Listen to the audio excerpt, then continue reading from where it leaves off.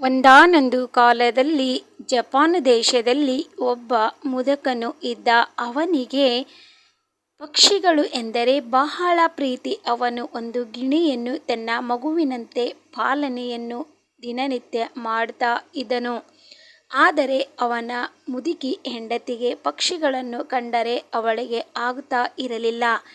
ಆ ಗಿಳಿ ಬಹಳ ದಿನದಿಂದ ಮುದುಕನೊಡನೆ ಇದ್ದು ಮಾತನಾಡುವುದನ್ನು ಕಲಿತು ಬೆಳಗಿನಿಂದ ಸಾಯಂಕಾಲದವರೆಗೂ ಮಾತನಾಡಿ ಎಲ್ಲರಿಗೂ ಮನರಂಜಿಸುತ್ತಾ ಇತ್ತು. ವಟ ಮಾತನಾಡುವ ಗಿಣಿಯನ್ನು ಸಾಕುತ್ತಿರುವ ಮುದುಕನನ್ನು ಅವರ ಹೆಂಡತಿ ಸಿಕ್ಕಾಪಟ್ಟಿ ಬೈತಾ ಇದ್ದಳು. ಅವಳಿಗೆ ಮನೆಗೆಲಸ ಜಾಸ್ತಿ ಇದ್ದ ದಿನ ಕೋಪ ಅವಳಿಗೆ ಆವತ್ತು ನೆತ್ತಿಗೇರಿ ಗಿಣಿಯನ್ನು ದ್ವೇಷಿಸುತ್ತಾ ಇದ್ದಳು. ಅಂದು ಅವಳಿಗೆ ವಾರದಿಂದ ತಾನು ಸೇಕರಿಸಿ ಇಟ್ಟ ಬಟ್ಟೆಗಳನ್ನು ಒಗೆಯಬೇಕಿತ್ತು. ಬಟ್ಟೆಗೆ ಹಾಕಲು ಬಟ್ಟಲಲ್ಲಿ ಮಾಡಿಟ್ಟ ಗಂಜಿಯನ್ನು ಗಿಣಿ ಕುಡಿಯುವುದನ್ನು ನೋಡಿ ಅವಳಿಗೆ ಬಹಳ ಕೋಪ ಬಂತು.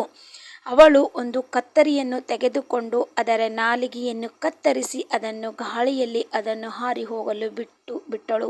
ಮುದುಕ ಮನೆಗೆ ಬರಲು ಗಿಣಿ ಇಲ್ಲದಿರುವುದನ್ನು ನೋಡಿ ಗಿಣಿ ಎಲ್ಲಿ ಹೋಯ್ತೆಂದು ಹೆಂಡತಿಯನ್ನು ಕೇಳಿದ. ತನಗೆ ಗಿಳಿ ಕಷ್ಟ ಕೊಡುತ್ತಿರುವುದರಿಂದ ಅದರ ನಾಲಿಗೆಯನ್ನು ಕತ್ತರಿಸಿ ಮನೆಯಿಂದ ನಾನು ಹೊರಗೆ ತಳ್ಳಿಬಿಟ್ಟೆ ಎಂದಳು. ಮುದುಕನಿಗೆ ದುಃಖ ಉಕ್ಕಿ ಬಂದಿತ್ತು. ಕಣ್ಣೀರು ಸುರಿಸುತ್ತಾ ಗಿಣಿಯನ್ನು ಹುಡುಕಿಕೊಂಡು ಕಾಡಿಗೆ ಹೋದ. ಗಿಣಿಯೇ ಎಲ್ಲಿರುವೆ?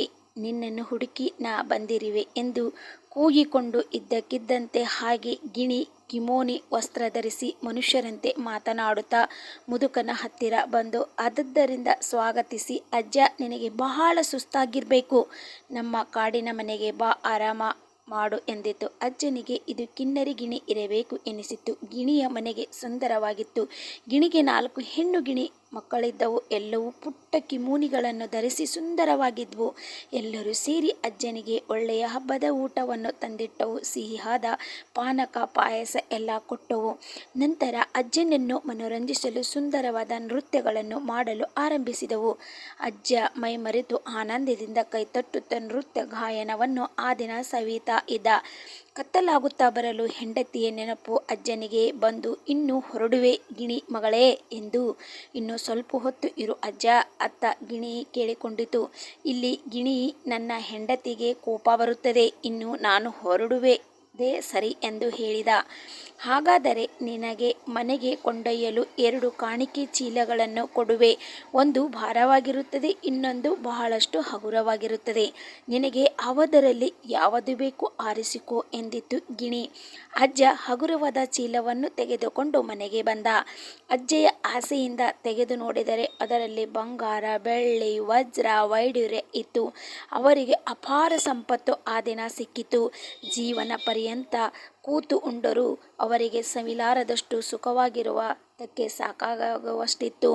ಯಾಕೆ ಗಿಣಿ, ಕೊಟ್ಟ ಭಾರವಾದ ಚೀಲವನ್ನು ನೀನು ತರಲಿಲ್ಲ ನೀನು ಎಂದು ಅಜ್ಜನನ್ನು ಅಜ್ಜಿ ಬೈದಳು.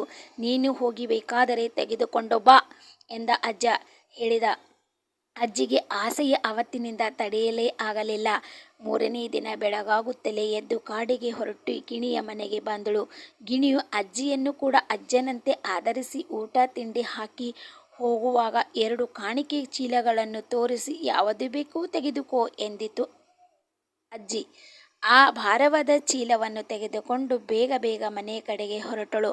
ಆದರೆ ಕಾಡಿನಲ್ಲಿ ಅರ್ಧ ದಾರಿಗೆ ಬರುವಾಗಲೇ ಅಜ್ಜಿಗೆ ದುರಾಸೆಯೇ ಬಂದು ಕಾಡಿನಲ್ಲಿ ಕುಳಿತು ಚೀಲವನ್ನು ತೆಗೆದು ನೋಡತೊಡಗಿದಳು. ಅವಳ ದುರಾದೃಷ್ಟಕ್ಕೆ ಚೀಲದಲ್ಲಿ ಹಾವು, ಚೇಳು, ಕಚ್ಚುವ ಜೇನು ಎಲ್ಲ ಹಿಂಡಾಗಿ ಬರತೊಡಗಿದವು.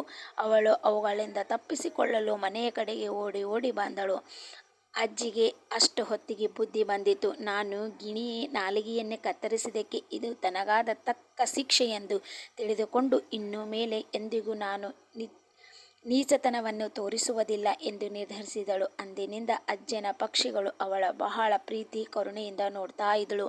ಅವಳಿಗೆ ಸಾಕಷ್ಟು ತಿನ್ನಲು ಧಾನ್ಯಗಳನ್ನು ಕೊಡ್ತಾ ಇದ್ದಳು. ಪ್ರಾಣಿ ಪಕ್ಷಿಗಳ ದಯೆ ತೋರಬೇಕು ಎಂಬುದೇ ಅರಿತುಕೊಂಡಳು. ಹಾಗಾಗಿ ಸ್ನೇಹಿತರೆ, ಈ ಕಥೆಯು ನಿಮಗೆ ತುಂಬ ಇಷ್ಟವಾಗುತ್ತದೆ ಎಂದು ಭಾವಿಸಿದ್ದೇನೆ. ಈ ಕಥೆ ಪೂರ್ತಿ ಕೇಳಿ ಅಂತ ಹೇಳಿ ತಮ್ಮೆಲ್ಲರಿಗೂ ನಮಸ್ಕಾರ, ಧನ್ಯವಾದ. ಮತ್ತೆ ಮುಂದಿನ ವಿಡಿಯೋದಲ್ಲಿ ಸಿಗೋಣ.